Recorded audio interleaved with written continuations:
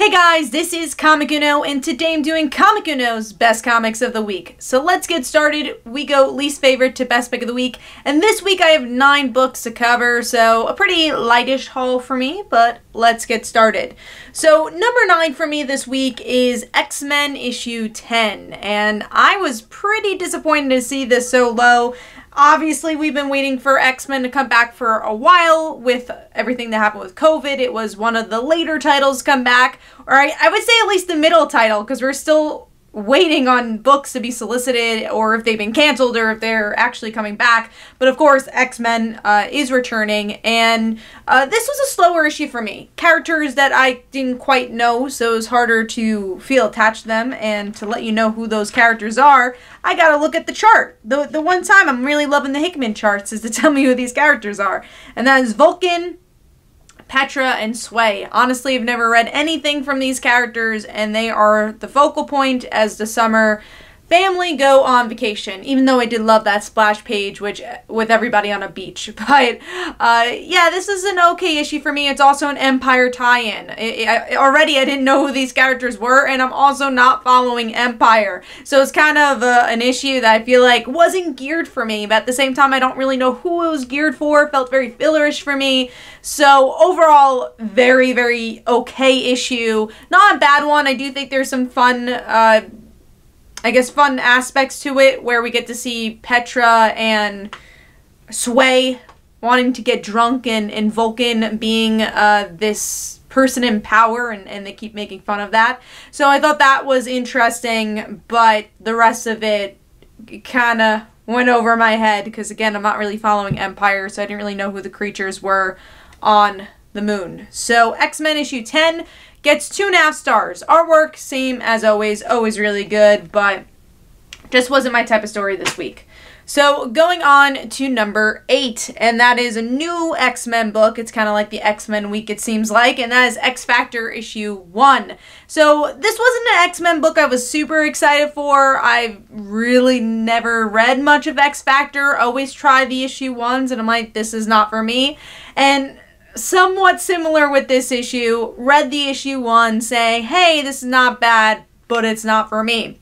Now, the reason I even got this issue is because I am a Rachel Summers fan, and I might get the next issue because I'm a Rachel Summers fan, but the rest of the characters I don't have too much of an attachment for. I mean, it was cool to see Polaris, and also it's been very much a long time since we've seen North Star, so I liked digging especially into his life, and I think his sister was the one who was missing. I believe it was his sister, which is Aurora, I believe.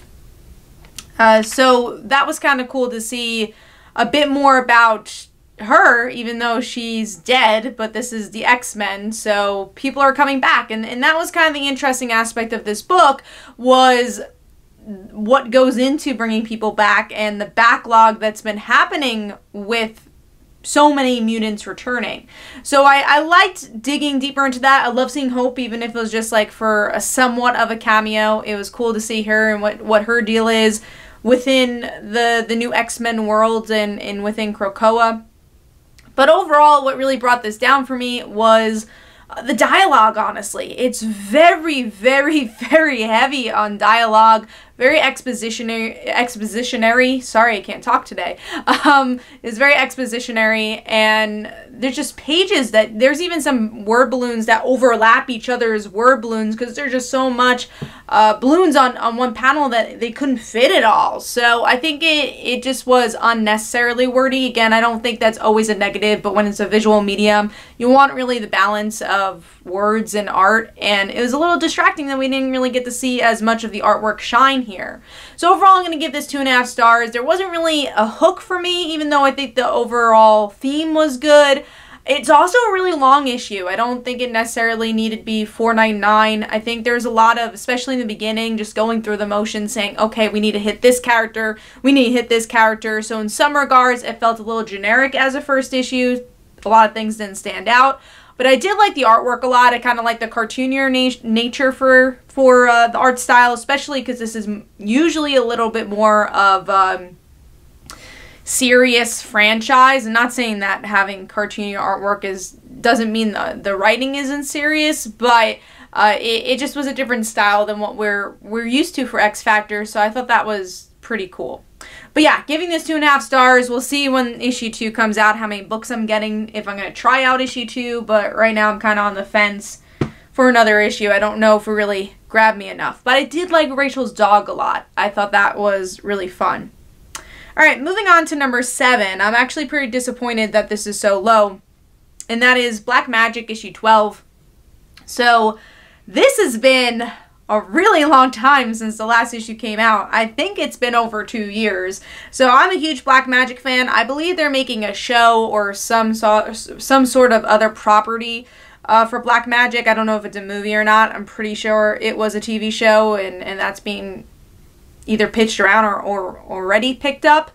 But this issue, the reason it's a little lower is that it's actually a pretty slow issue for it to be a new arc and for it to return 2 years later. I do feel like there are some good character moments in here. I like that Rowan, which is also something I disliked about this issue, is that Rowan's completely numb, our main character, and she's going through the motions with her detective work. We get a little bit of her friend, Alex, I believe her name is, and she's having a good time. She's definitely having a good time in this issue.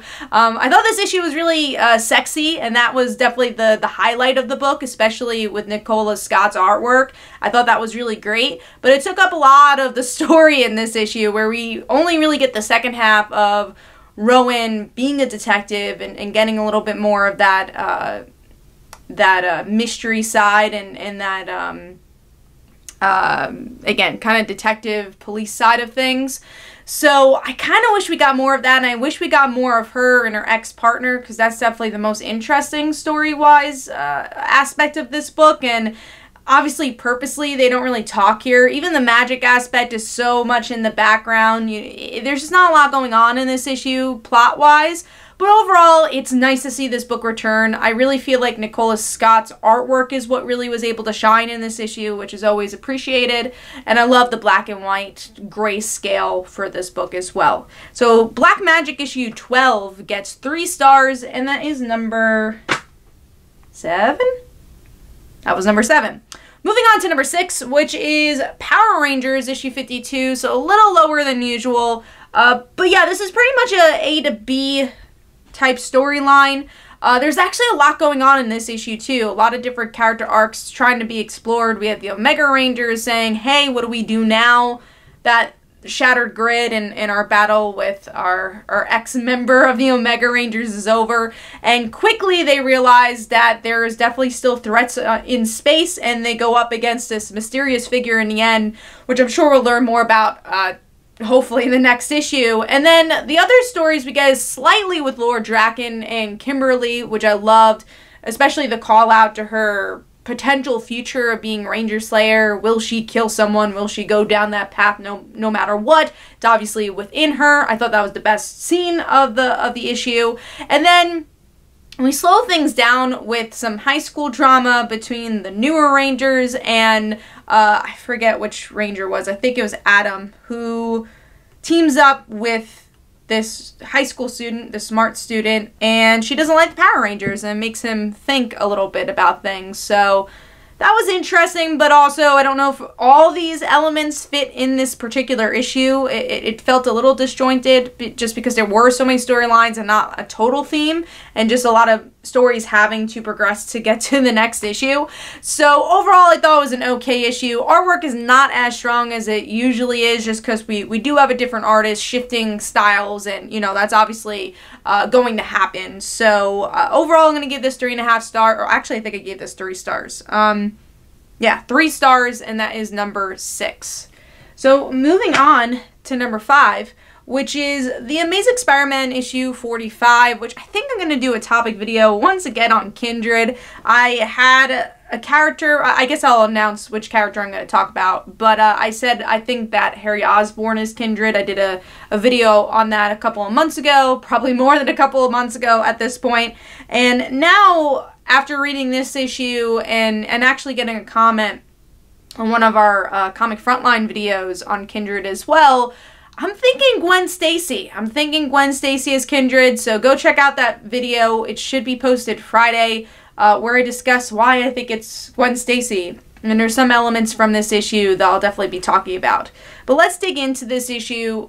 This issue opens up with Carly Cooper, a character we haven't really seen in a while. She's been in this volume, but not as a huge character, more of a supporting character to a supporting character, which is MJ and that whole entire group that she went to about being related to superheroes, which I love that plot point. I hope it comes back.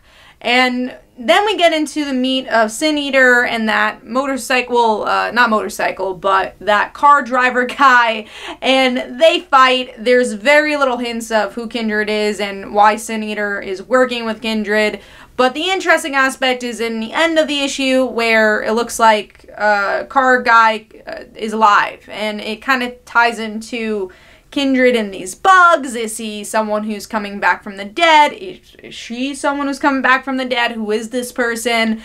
So I like that aspect, but overall, kind of a forgettable issue. A lot of it is just calling back to things that's already happened in this book. We get the angst between MJ and Spider-Man, or Peter, that Peter is on the other side of things where MJ's kind of ditching him and doing her own stuff. And then, yeah, even the Sin Eater stuff. We already saw a story last issue. It really doesn't dig too much deeper than that. Maybe a couple of pages we get a little bit of their interaction. I don't care about race car driver guy, even though he's not a race car driver. But car guy I'm not completely caring about. And then, yeah, Carly kind of comes out of nowhere, I guess just to have that cliffhanger. But I was a little confused with the structure of this issue. Love seeing Mark Bagley's artwork, though. Obviously, always nice to see him on a Spider-Man title, especially the flagship Spider-Man title. So that was nice. This was double sized, I think, because this is a $4.99 book. Definitely did not need to be how many pages it was. I feel like this could have been a standard issue and told the stuff it needed to tell. So the Amazing Spider-Man issue 45 gets 3 stars, and that is number 5. Alright, moving on to number 4.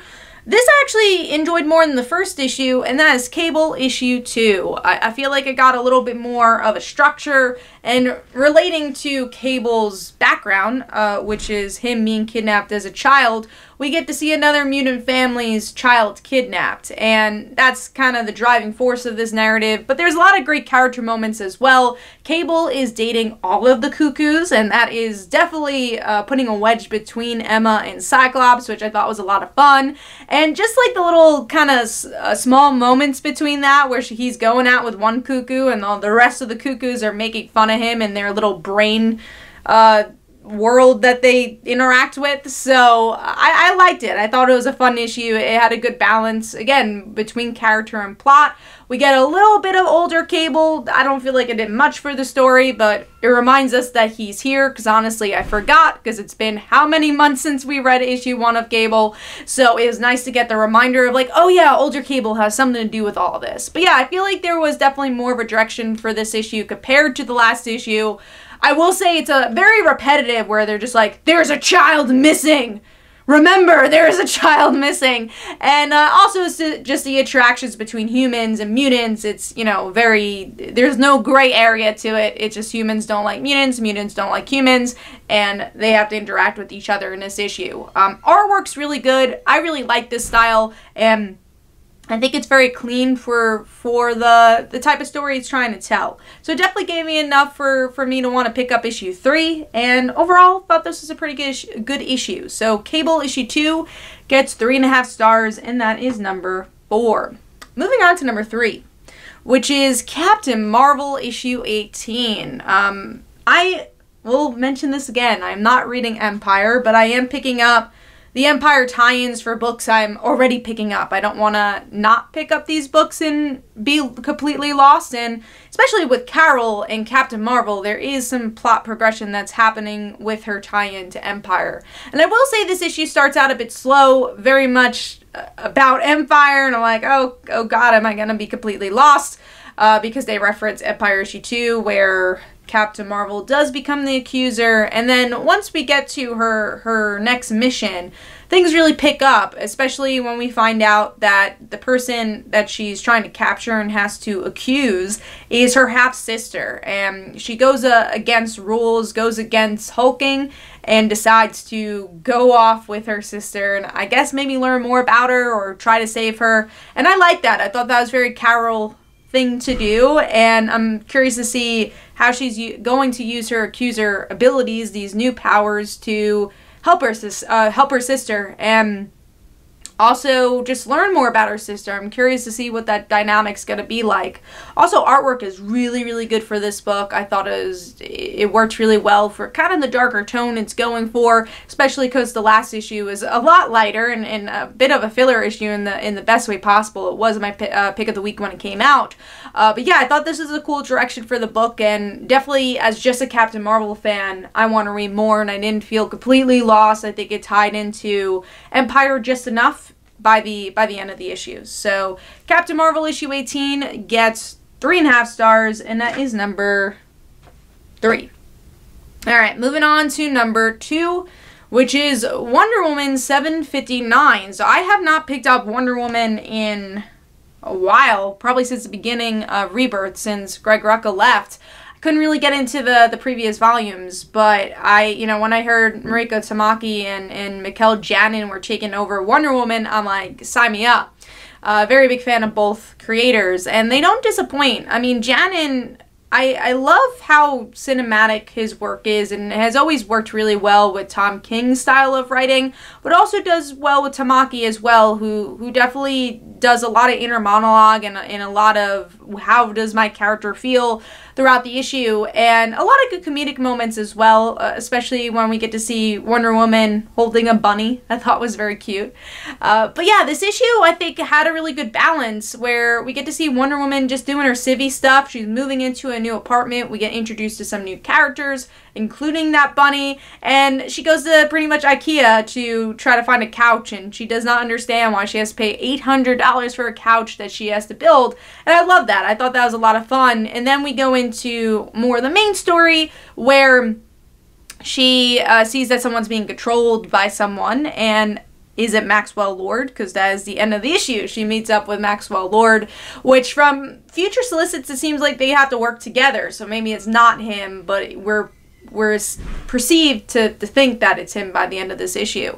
I will say the weaker part of this issue is probably the inner monologue, which is kind of crazy because I think that's always Mariko's strengths.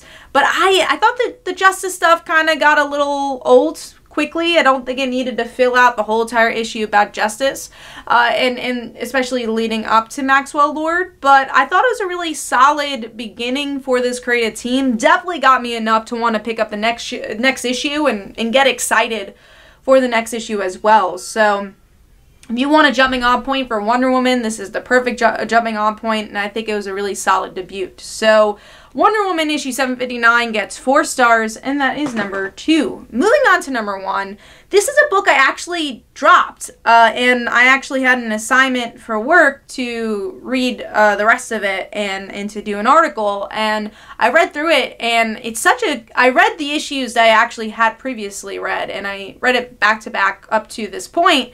And it's a really good binge book, because I remember like the first couple of issues I couldn't really get into, but by issue 7 I was completely hooked, especially this issue. This really is the one that did it for me, and obviously it's my pick of the week, and I really liked how quickly this book is kind of moving. We have from the beginning, they all team up these villains, and then we have them now without their bombs in their head, but the most wanted people in the world because of Ted Kord of all people. So with this issue though, we learn, or Deadshot learns, that he is a free man. He actually didn't have to work for the Suicide Squad anymore. He did what he needed to do to get out, and he obviously goes to visit his family, but now it's not the the government that he has to worry about, but Ted Kord, who is hunting the Suicide Squad after their rebellion, and whatever his plan is, it's still a pretty mysterious plan. But I love this issue. It has the flavor of what you love about Injustice Gods Among Us, and I have to compare it to that because it's the same creative team, where you get to see this vignette of just Deadshot. You know, it's not really about the rest of the team. You get to see the rest of the team, but it's really about him and his daughter. And I loved his daughter in this book, especially that moment where Deadshot goes to the door and he's like, shit, is my daughter even going to accept me? And I've been gone for so long. I've missed so much. And there's this anxiety that you definitely feel when you read it. And the daughter is like, hey, what's up? And just like completely accepts him. And then you do have a little bit of a tension between him and his ex-wife, I guess. I don't know if they're still married. Where he's like, hey, are you actually supposed to be out? Or are you clean now? And he's still like trying to figure that out. And he's like, yeah, no, I'm supposed to be out. But then, of course, a few minutes later, Ted Kord's people are shooting at him, and now he just wants to save his daughter. So he's like, yeah, shoot at me, I'll go, just, you know, don't hurt my kid. And then he realizes his daughter is badass and knows archery and is really good. And I think the question now is, I think they're definitely foreshadowing that the daughter is going to be something. But in a book full of villains, is she going to turn to being a villain, or is she going to be a hero? How is she going to use these archery skills and her skills of her father? So I love that, and I thought that relationship just really made this issue. But also, I just thought it was a really well-balanced issue, where you do get to see the family drama, but then you have some really good action, and a good cliffhanger too, because you have now Deadshot saying, okay, we're going to go fight Ted Kord and deal with this. Now, we know from the solicits that Deadshot is gonna die. Obviously, is this actually death or whatever? We'll have to see, and maybe that's what's gonna make his daughter go and be a hero or a villain or whatever. I do think they introduced the daughter and the family for a reason, and I had a whole issue about them for a reason. But the artwork was splendid for this book. The action was so fluid, and it was just a really well done issue that really totally grabbed me for a book that honestly I wasn't initially grabbed on, and I had dropped for a little while. So I think that I had this assignment to reread the book and to really get into it and to get up to this issue. I think it proves it's also a really good trade read. But I think now that I'm completely invested, it is back on my pull list. So Suicide Squad issue 7, 4.5 stars. That is my pick of the week. Hopefully you guys enjoyed. This is Comic Uno. Definitely go follow me on Twitter and Facebook. Go check out my comics like Father Like Daughter and They Call Her Dancer. And every Tuesday at 10 p.m. Eastern Time is Comic Book Weekly, where we discuss our favorite comics and comic book news. Thanks, guys. Bye.